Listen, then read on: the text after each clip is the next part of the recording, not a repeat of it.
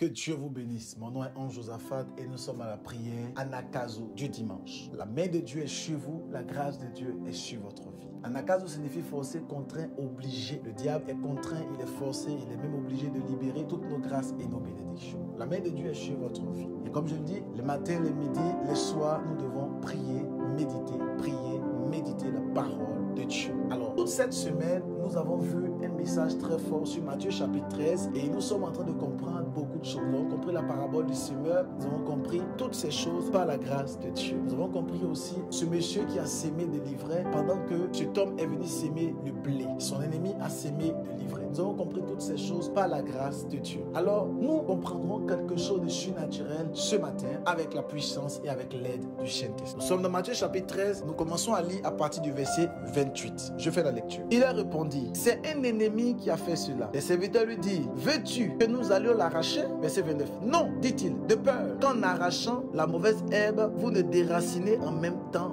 le blé. Verset 30. Laissez l'un et l'autre pousser ensemble jusqu'à la moisson. Et au moment de la moisson, on dira au moissonneur, arrachez d'abord la mauvaise herbe, liez-la en gerbe pour la brûler. Amassez le blé pour mon grenier. Ah, j'aime la parole. Dieu nous parle de façon énigmatique. Excellent enfant de Dieu, lorsque nous lisons la parole de Dieu, comprenons que la parole de Dieu est remplie d'énigmes, est remplie de paraboles. Dieu parle de façon énigmatique et de façon glorieuse afin de pouvoir dissimuler sa pensée dans les Écritures. Voilà pourquoi à nous de pouvoir aller chercher la parole de Dieu et de la révéler. La Bible dit la gloire de Dieu est de cacher les choses, mais la gloire des rois est de révéler ce que Dieu a caché. Lorsque nous allons lire la parole de Dieu, il faut que nous puissions aller en profondeur pour révéler les choses qui sont cachées. Ce message a plusieurs révélations, mais je vais prendre deux pans ce matin en fonction de notre chronologie, en fonction de notre thème. Je vais entrer dans deux types, dans deux catégories afin de pouvoir nous bénir ce matin. Et la première des choses, j'aimerais te dire, excellent enfant de Dieu, que si tu veux produire du fruit, et parce que nous devons produire du fruit, si tu veux entrer dans une gloire, t'accrocher à Christ, être un fils du royaume, tu dois comprendre ces choses. La première des choses que nous devons savoir, c'est que qui sont nos amis? Qui sont les personnes qui sont auprès de nous? Qui sont les personnes qui sont avec nous? Qui sont les personnes qui marchent auprès de nous?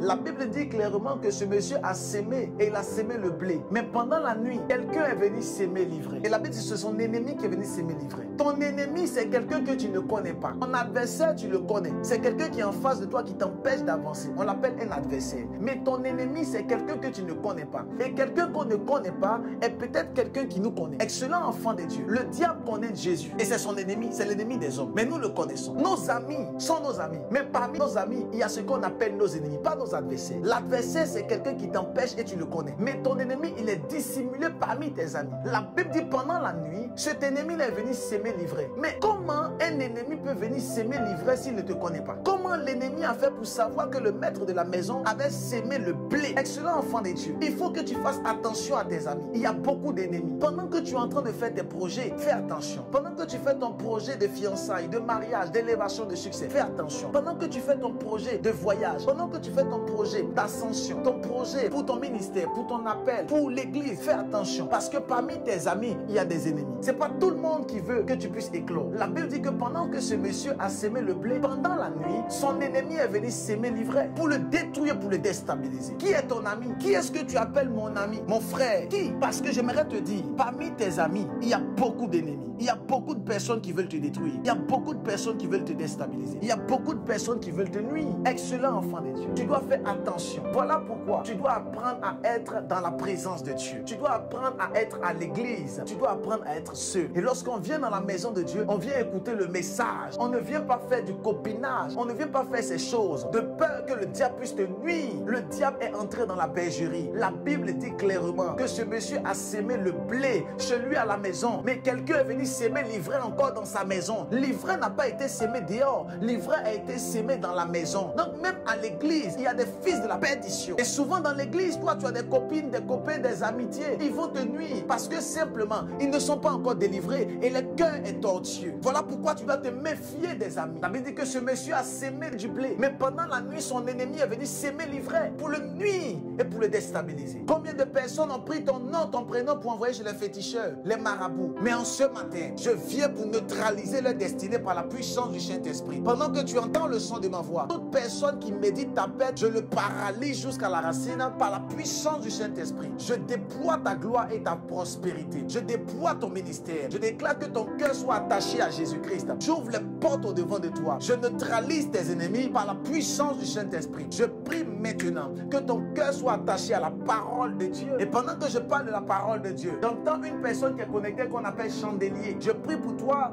oh my God, je prie pour toi maintenant. Que la main de Dieu soit sur toi et que la lampe de l'Éternel brille constamment sur ta vie. Pendant que je parle de chandelier, j'entends une personne qu'on appelle Franck. Et j'entends clairement dans mon esprit que cette personne de Franck a des difficultés actuellement. Au son de ma voix, j'active ton étoile et je débloque ta vie par la puissance du Saint-Esprit. J'entends une personne qui est connectée pendant que je parle, qui a un problème au niveau du thorax. Et ce problème t'empêche de respirer. Pendant que tu imposes la main là où tu as mal, reçois la guérison. Je prie pour toutes ces personnes qui sont malades. En ce dimanche d'Anakazo, recevez la guérison, recevez la dimension prophétique par la puissance du nom de Jésus. Que Dieu vienne pour libérer tous les domaines de votre destinée. Là où l'échec s'était levé contre votre vie, je proclame la libération. Je proclame la vie. J'entends une personne qui a une douleur au niveau de l'omoplate. Pendant que tu imposes la main maintenant, reçois la guérison par la puissance du Saint-Esprit. Je vois une personne, c'est ta meilleure amie qui a pris ton nom et dans ton nom je vois la lettre A, A-N. Elle a pris ton nom, elle allait voir un féticheur. Ce féticheur se retrouve dans un pays et je vois c'est au nord d'un pays qu'on appelle le Burkina Faso. Et je vois qu'elle a comploté contre toi pour te nuire. Voilà pourquoi actuellement ta vie n'avance pas. Mais je te déconnecte de ces amitiés par la puissance du Saint-Esprit. Je déclare que vous soyez complètement libérés au nom de Jésus. Oh, je vois qu'il y a beaucoup de témoignages. Holy Spirit, thank you. Envoyez les témoignages par note vocale s'il vous plaît. Dieu nous visite. Regardez ce que la Bible dit au verset 30. Matthieu chapitre 13. Laissez l'un et l'autre pousser ensemble jusqu'à la moisson. Et au moment de la moisson, je dirai au moissonneur d'arracher d'abord les mauvaises herbes et lier-la en gerbe pour la brûler, mais amasser le blé dans mon grenier. Deuxième élément que j'aimerais expliquer. Il y a beaucoup d'enfants de Dieu qui ont ce qu'on appelle le ministère de la dénonciation. Faites très attention. Le ministère de la dénonciation n'est pas un ministère de Dieu. La Bible dit, laissez le diable et ses amis croître. Laissez l'ivraie croître. Laissez aussi les fils de Dieu croître. À la moisson, les moissonneurs qui sont les anges viendront lier l'ivraie et les jeter au feu. Et les enfants de Dieu iront au paradis. Ne courez pas le risque d'avoir combattu contre Dieu. Alors il y a beaucoup de personnes qui font la chasse aux sorcières, la chasse aux prophètes, la chasse aux hommes de Dieu. Et ils commencent à combattre les hommes de Dieu pensant qu'ils sont en train de combattre le diable. On ne combat pas le diable en l'accusant. On combat le diable dans la prière. Et la Bible dit clairement au verset 30 de Matthieu chapitre 13, laissez les deux croître. À la moisson, les moissonneurs feront le travail. Mais vous pouvez courir le risque en voulant arracher l'ivraie, d'arracher en même temps le blé. Manque de sagesse. Et au 21e siècle, beaucoup de personnes passent le temps à parler mal des hommes de Dieu, des servants de Dieu, et tout le temps en train de les critiquer. Excellent enfant de Dieu, tu cours le risque d'avoir combattu contre Dieu. Gamaliel a dit, faites attention de ne pas courir le risque d'avoir combattu contre le roi des rois. Si cette œuvre n'est pas de Dieu, elle mourra. Mais si cette œuvre est de Dieu, elle va prospérer. Et personne ne pourra l'arrêter. Excellent enfant de Dieu, faisons attention de ne pas prendre des malédictions sur la route. Pour toi en tant que fils de Dieu, partisan du ministère, et toi qui écoutes Anakazo, fais attention de ne pas prendre des malédictions en parlant mal des serviteurs et des servants de Dieu. La Bible dit, laissez les deux croître. Le blé doit croître. Laissez les deux croître. Et Dieu va se charger à la moisson par la puissance du Saint-Esprit. Et n'attribuez pas la gloire du Saint-Esprit aux démons. Parce que Dieu pardonne toutes choses, sauf le blasphème contre le Saint-Esprit. Quand tu attribues la gloire du Saint-Esprit à des démons. On a appelé Jésus fils de Belzébul. Et il a dit cela. Attention, que Dieu vous bénisse. Que sa grâce demeure sur vous. Envoyez les témoignages par note vocale. Parce que cette semaine est une semaine de visitation angélique. Vous allez vivre la gloire de l'Éternel. Que Dieu vous bénisse. Partagez, invitez le maximum de personnes. Faites l'expansion pour la gloire de Dieu. Et je vous dis, shalom.